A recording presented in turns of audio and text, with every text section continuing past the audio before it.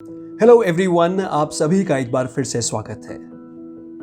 हमारी जिंदगी में एक ऐसा इंसान जरूर होता है जो सूरज की किरणों के समान होता है। हमारी अंधेरे भरी जिंदगी में जब वो सूरज की किरणें यानी कि जब उनकी ज्ञान से भरी हुई सूरज की किरणें हमारे जिंदगी में उतरती हैं तो जीवन जगमगा सा उठता है। पिछले महीने गांव के दौरे पर मुझे ऐसे ही एक महान हस्ती से मुलाकात का सौभाग्य प्राप्त हुआ और उनसे बातचीत करने का सुनहरा अवसर प्राप्त हुआ और मिलवाता हूं मैं आपको अपने आदरणीय दादाजी से। इनका वैसे ये दूसरा वीडियो है, पहला वीडियो ऑलरेडी मैं अपने चैनल पर पोस्ट कर चुका था 1 साल पहले। आप चाहें तो डिस्क्रिप्शन में जाकर लिंक देख सकते हैं। तो आइए वक्त को ज़ाया नहीं करते और शुरू करते हैं आज का ये छोटा सा इंटरव्यू।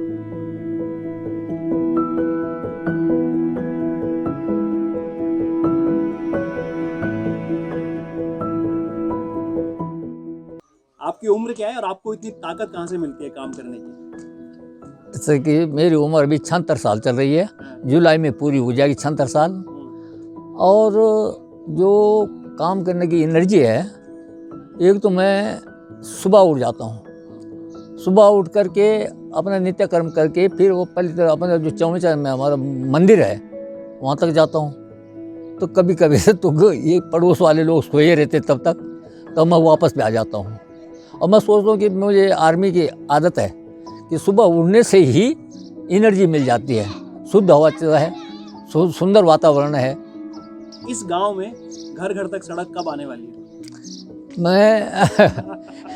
मैं अपनी तरफ से जो प्रयास किया था 2008 में, जो प्रयास किया 8 हमारे 2 किलोमीटर स्वीकृत हुई थी, लेकिन भूमि दूसरे गांव की पड़ने से एक समझ लो कि 9-10 साल लटकी रही। उसके बाद हमने काफ़ी प्रयास किया, लेकिन अभी 650 मीटर बन पाई है और भी हम प्रयास में लगे हैं। अगले 10 साल हम तो आप तो अगले 10 साल तो हमारी उम्र भी नहीं रहेगी, लेकिन हम ये कोशिश करेंगे कि दोबारा जा कर के फिर कार्यालय वो करेंगे, ताकि कम से कम ज़्यादा नहीं तो 1-1.5 साल के अंदर सड़क बन जाए और हम भी कम से कम यहाँ से गाँव से सड़क में गाड़ी के कंडीसौर तक जा सकें और आ सकें। इस गांव का भविष्य क्या है, क्या लगता है आपको? भविष्य यह है कि थोड़ा सा जो हमारे गांव में काश्तकार रह रहे हैं वो बच्चों की शिक्षा के ओर ध्यान कम दे रहे हैं, क्योंकि अपने काश्तकार में व्यस्त रहते हैं। और जो शिक्षा विभाग वहाँ पर भी जो कि पढ़ाई का जिस हिसाब से हमारे टाइम पे होता था वो नहीं हो रहा है। कि हमारे टाइम पे बहुत अच्छी पढ़ाई होती थी और माँ बाप भी अपना चाहे उसमें अनपढ़ भी थे लेकिन बहुत ध्यान देते थे। आजकल लोगों का ध्यान उतना नहीं है। दूसरी बात हो गई कि हमने कभी कभी सलाह किया था कि बच्चों को शाम को टीवी में मत बैठाओ, कम से कम थोड़ा देर के प्रोग्राम, लेकिन बच्चों को पढ़ाई कराओ उनकी, ताकि वो कुछ सीख सकें। तो भागदौड़ भरी जिंदगी में सुकून से जीने के लिए आपके हिसाब से क्या क्या जरूरी है? ये है कि ये भागदौड़ी जिंदगी आदमी की हर एक की इच्छा बढ़ चुकी है, हर एक आदमी का खर्च बढ़ चुका है। हम कह रहे हैं कि जब हम लोग पढ़ते भी थे तो नॉर्मल वर्दी में, नॉर्मल कपड़ों में रहते थे, हमें कोई कंपटीशन वो नहीं होता था। लेकिन आजकल यही सोच रहा आदमी कि भाई देखा देखी हो रही है। वो संस्कृत में है कि गतानी गति को लोके ना लोके परामर्थिकम, कोई देखे देखी में लोग चल रहे हैं। और यदि आदमी सीमित में रहे, अपने खर्चों को सीमित में रखें, तो उससे अच्छा कुछ नहीं हो सकता और वह जीवन सुखी बीतेगा।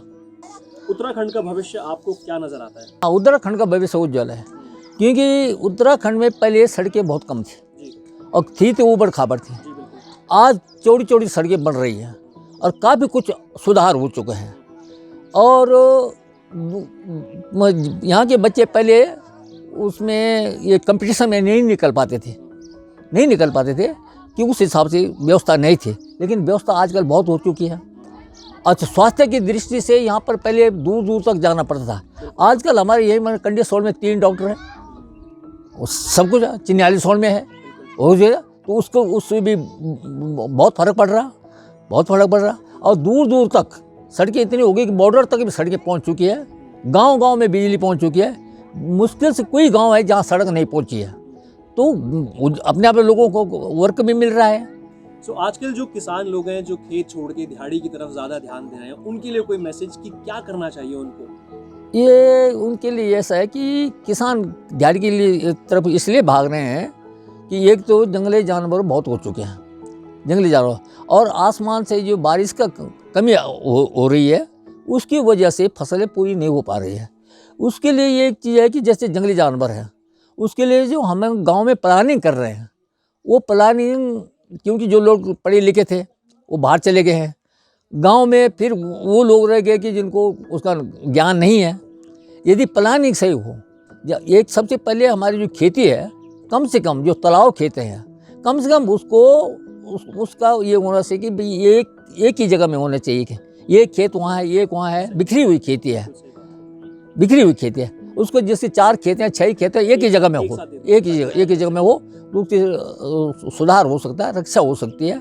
दूसरी बात, यदि हम गांव में इतने हमारे पास गारंटी रोजगार आ रहा है, अन्य वित्त भी आ रहा है, यदि हम एक इलाके को उसमें चारों तरफ उसके घेरबाड़ कर दें तारों से, तो उस कम से कम उस इलाके से कोई जानवर नहीं आएगा। जरा ज़्यादा जंगली सूअर है, ज़्यादा नुकसान सबसे जंगली सूअर कर रहा है। तो यदि उस हिसाब से प्लानिंग हो जाए तो 3-4-5 साल में जितनी हमारी गांव की भूमि है वो चारों तरफ घिर जाएगी, तो कम से कम रात से खेत की सुरक्षा हो जाएगी, ज़्यादा नहीं होगा। दूसरा है चारा उत्पादन करें खेती से, तो हमें जो दूध की कमी आ रही है, चारा तो कोई जानवर नहीं खा रहा है, चारा जानवर नहीं खा रहा। हमारे पास ये हमारी भीमल है, खिड़की है, कचनार है, भीमल है, डेंकन है, तो उससे पशु पल जाएगा, और जो हम जो दूध नीचे से मंगा रहे हैं उस दूध की पूर्ति यहीं हो जाएगी। तो उसके जगह बजाय हम कुछ उसमें तैयार करके उससे हमें अच्छा उपार्जन कर सकते हैं। अगला मैसेज उन रिटायर लोगों के लिए जो अब अभी भी शहर में रह रहे हैं मगर रिटायर हो चुके हैं। मैं तो ये कहता हूँ कि रिटायरमेंट जिन हो चुके हैं उनको शहरों में नहीं रहना चाहिए। लोग क्योंकि वो कह रहे हैं कि हमें मेडिकल सुविधा नहीं मिल पाती है, गांव में नहीं है। ऐसी बात नहीं है, मेडिकल सुविधा मैं जितना वहाँ पर रह रहे हैं, एक तो वहाँ का जो प्रदूषण है वो ठीक नहीं है, बहुत से लोग असम वहाँ पर हो जाता है, वो ठीक नहीं है। तो मैं ये कहूँगा कि जितने भी रिटायरमेंट हैं वाले लोग हैं वो सब गाँव में रहे। गाँव में क्या उनके पास पैसा होगा, वो मकान बनाएंगे, लोगों को जिनके पास पैसे की ज़रूरत है उनको रोज़गार मिलेगा, और जो उनके थोड़ा बहुत यहाँ पर खेती है, वो ये कि एक रिटायरमेंट आदमी यदि अपने 4-5 किस्म के फलदार वृक्ष के उत्पन्न करें तो खेती भी रहेगी, उस मौसम में ठीक रहेगा, उपार्जन भी होगा, और उनका स्वास्थ्य भी सही रहेगा। तो मैं तो सबसे यही कहूँगा कि रिटायरमेंट आदमी सब गांव में रहे। उत्तराखंड के नौजवान ज़्यादातर काम सीखने की कोशिश करें, नौकरी के भरोसे मत जाए कि नौकरी मिल जाए। कितने लोगों को नौकरी मिल जाएगी? सभी लोग ये कह रहे हैं कि भाई नौकरी हो जाएगी, कहाँ से इतनी नौकरी कहाँ से आएगी? सरकार हम खुद ऐसा क्यों ना कि हम दूसरे को रोजगार दें, तो उसके लिए उपार्जन है। यहाँ पर इतने पेड़ हैं, कारपेंटर का काम कराएं, कारपेंटर का काम सीखें। फिर इतने पेड़ हैं जो सड़ रहे हैं आजकल, उसमें बहुत कुछ हो सकता है। और मैं तो ये सरकार से ये कहूँगा कि जैसे हमारे यहाँ ये चीड़ों का पेड़ है, उसका जो पिल्टू है उससे जंगल को बहुत नुकसान हो रहा है। उसका क्यों नहीं इसका कार्डबोर्ड बनाया जाए, कोई कार्डबोर्ड बनाया जाए, कुछ इससे काम किया जाए, पटरी लगाई जाए, ताकि एक तो लोगों को रोजगार मिलेगा, दूसरे खेत भी बच जाएंगे, जंगल बचेगा। तो इसके लिए सरकार को भी ध्यान देना चाहिए, इसके लिए प्लानिंग बनाना चाहिए। 2-4 गाँव के बीच में एक छोटा सा ऐसा उद्योग लगाना चाहिए जो यहाँ पर काम आ सके। और दूसरे जैसे भीमल है, इसकी रस्सी बहुत भीमल है, लेकिन इसकी रस्सी वो चार है, उसके रस्से बनाए जाए, उससे बहुत कुछ हो सकता है।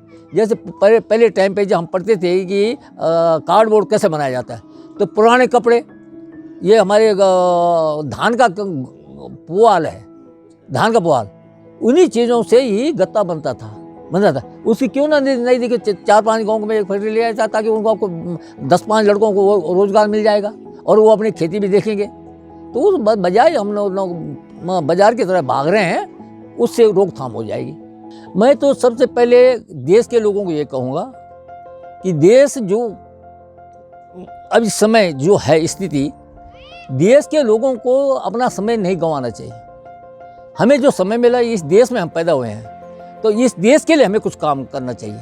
ये नहीं कि हम रिटायरमेंट हो गया, मेरे पास पैसा आ गया तो मैं उसको आराम से खाऊं, ऐसा नहीं। जो भी पैसा है उससे कुछ काम करें, उसे कुछ सीखें। यदि हम खेती, मैं आपको बताता हूँ, मैं 1981 में रिटायरमेंट आ गया था। उसके बाद व्यापार भी किया और प्रतिनिधि भी रहा 25 साल तक, और मैंने अपनी खेती नहीं छोड़ी और आज भी अपनी खेती का कमाई खाता हूँ। तो यदि मैं बैठता हूँ कि मेरे पेंसिल मेरे मैं आराम से बैठ के खाऊं, तो मैं एक देश के लिए कुछ कर नहीं रहा हूँ, वो तो खा रहा हूँ ना, कर नहीं रहा हूँ। करना तभी है जैसे मैं उपार्जन करूँ, अपने खेत में फलदार पौधे लगाऊँ, अपना अनाज उगाऊँ, तो मैं देश के लिए बहुत कुछ कर रहा हूँ। तो मैं सबसे यही कहूँगा कि आप वो बैठ के मत खाएं। ये देश हमारा है, इस देश को उन्नति हमने करनी है, ये नहीं कि बैठ के। और इससे क्या होगा, मैं तो देशवासियों को यही कहूँगा कि कोई भी आदमी, अब हम आंदोलन करते हैं, ठीक है, अपने अधिकारों के लिए आंदोलन करो, पर ऐसा आंदोलन मत करो कि जो चीज़ बनी हुई उसको तोड़ो। ऐसा आंदोलन मत करो कि स्कूलों को जला दो। ऐसा आंदोलन मत करो कि दूसरे कमा करके किसी पूछा कि उसकी गाड़ी खड़ी है उसको आग लगा दो, तो उसको हम देशद्रोह का काम कर रहे हैं। ये देशद्रोह नहीं होना चाहिए हमको। अभी जरा उनसे पूछो जो देश के बॉर्डरों पे हैं, वो कभी आंदोलन करते हैं? उनको देखो कैसे बर्फ़ में पिघल रहे हैं वो लोग। ये क्या भी हमने उनके बारे में सोचा है? कि सोचना चाहिए कि जब वो देश के लिए इतना कर रहे हैं तो हम क्या कर रहे हैं? यही कर रहे हैं कि हम बनी हुई चीज़ को उजाड़ रहे हैं, किसी गाड़ी कमाई को उसकी गाड़ी को जला रहे हैं। ये देशद्रोह का काम है। जो लोग कहते हैं कि देश ने हमें कुछ नहीं दिया, उनको आप क्या कहना चाहते हैं? देश कभी देता है या हम देश को कुछ देंगे? ऐसा है कि अधिकार और कर्तव्य ये दोनों साथ साथ चलते हैं। अधिकार और कर्तव्य दोनों साथ साथ चलते हैं। पहले हम कुल अपने क्या सोच रहे हैं, अधिकार ढूंढ रहे हैं, लेकिन कर्तव्य को नहीं निभा रहे हैं। जो अर्थशास्त्री होंगे वो जानते हैं कि हमारा कर्तव्य क्या है। हम पहले इस देश को बनाएं, तब इस देश से कुछ मांगें। और देश का क्या, देश तभी तो देगा जब हम कुछ कमाएंगे। माँ बाप भी जब बच्चा कुछ घर में कमा के लाएगा तभी तो देगा उसको, नहीं तो माँ बाप ने क्या करना है भाई। तो मैं पहले देश के लिए कुछ करो और तब अपने अधिकार को ढूंढो। जरूर है आंदोलन, पर ऐसे आंदोलन नहीं होने चाहिए कि जो देश के खिलाफ हो। मतलब ये भारत देश है, धन्य भाग है हमारा जो हम इस देश में पैदा हुए हैं। और ये देश ही एक ऐसा है कि कुछ चीज़ ऐसी है कि जो विश्व में किसी गांव देश में नहीं होती है, लेकिन इस देश में वो चीज़ें होती है। अब देखो किस तरह का मौसम है इस देश में, किस तरह के फसल पैदा होते हैं, किस तरह के फल पैदा होते हैं इस गांव में, इस देश में। तो मैं तो बोलता हूँ सभी देशवासियों को कि आप लोग अपने देश के बारे में सोचें। दूसरा देश तुम्हें कुछ नहीं देगा। उस देश के बारे में, अपने देश के बारे में सोचो, अपने उन्नति का साधन सोचो। जरूर है, लेकिन ये नहीं कि देशद्रोह का काम ना हो, देश को ख़त्म करने का काम ना हो। और बैठ के खाएं, ये सोच के हम बैठ के खाएं, वो तो बहुत ही ख़राब बात है। मैं ये कहूँगा कि आप मेहनत करो, इस देश को बनाओ, ये देश आपका है, इस देश से प्यार करो। चलिए, बहुत बहुत धन्यवाद आपके कीमती समय के लिए। अगली बार जब चक्कर लगे फिर मुलाकात होगी, तब तक के लिए धन्यवाद आपको। वीडियो थोड़ा सा लंबा हो गया, पर उम्मीद करता हूँ उनकी बातें और देश के प्रति उनकी सोच ने आपको थोड़ा बहुत ही सही मगर ज़रूर प्रेरित किया होगा। अमूमन मैं अपनी वीडियो पर शेयर करने के लिए ज़्यादा जोर नहीं देता हूँ, पर मैं इस वीडियो पे ज़रूर जोर दूंगा कि प्लीज़ जितना हो सके इसे शेयर कीजिएगा। मैं चाहता हूँ कि इनकी आवाज़ हर उत्तराखंडी वासी और हर देशवासी के कान तक पहुँचे, क्योंकि हो सकता है किसी का एक छोटा सा संदेश किसी को बहुत बड़ा काम करने के लिए प्रेरित कर जाए। तो इस वीडियो में इतना ही। फिलहाल मुलाकात होगी आपसे एक नए वीडियो में, तब तक के लिए प्लीज़ अपना और अपने परिवार का ध्यान रखिएगा। बहुत जल्द मिलेंगे नए वीडियो में। जय हिंद, जय भारत, वंदे मातरम।